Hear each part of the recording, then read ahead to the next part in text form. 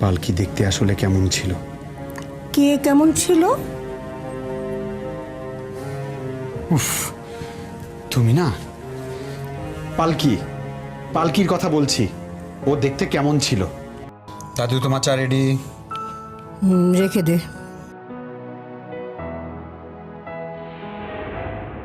এ কি দাদু, তোমার হাতে চা? তাতে কি হয়েছে? আমি কি চা বানাতে পারি না নাকি? নাও, খেয়ে দেখো টেস্ট কেমন হয়েছে। দাঁড়া দাঁড়া দাঁড়া, সূর্যটা আজ কোন দিকে উঠেছে দেখি তো।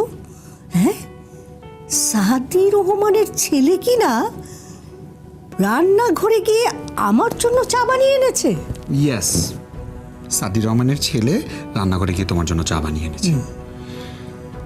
দেশের বাইরে 1 বছর ছিলাম না স্টাডির জন্য, তখন তো নিজের হাতেই চা বানাতে হতো। আর তাই তো স্পেশালি তোমার জন্য। নাও ধরো। কিন্তু দাদু ভাই, এত সোহাগ কেন? প্রেম টেম করবে নাকি?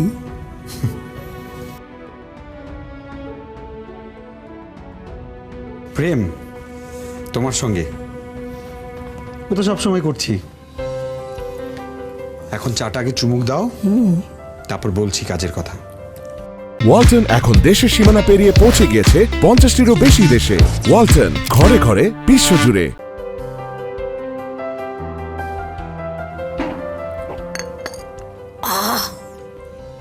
চমৎকার! এই না হলে চা? হ্যাঁ, সিলেটের চা।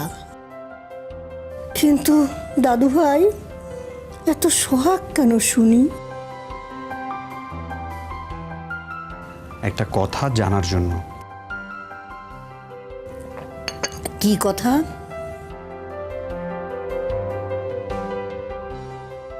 সত্যি বলবে তো? এই, আমি কি কখনো মিথ্যে বলেছি তোর সঙ্গে? না বলতে পারি?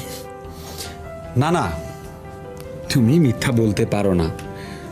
তুমি তোমার লক্ষ্যে একটা দাদি। এখন বলো,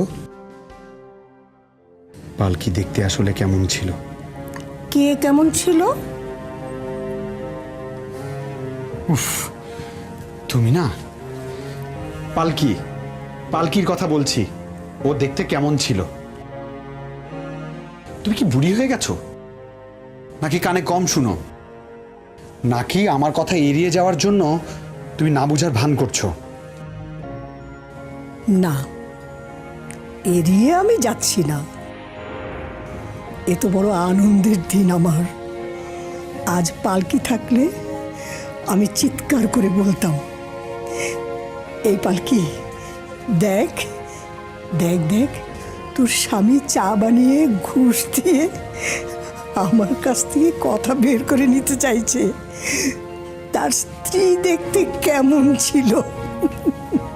এই প্রশ্ন তো তুই আগেও করেছিলি।